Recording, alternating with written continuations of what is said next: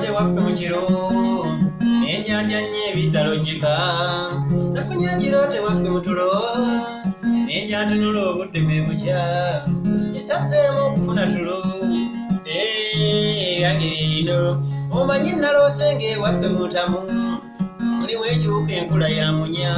nga kinene okwekana kakaba kato nebula yayo evaamu nti nno kikubwe twanoonyeza twetegereze nebula yagamba nti nno kikubwe nga n'ekisingayo ennyo mu bubi nga bw'okikuba ate oyasentamu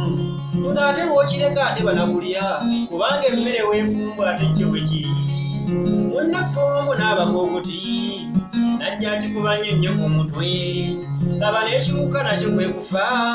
nga naye ekitamu kibetendese laba ate bwe twebagaza okubulwetamu tula twogere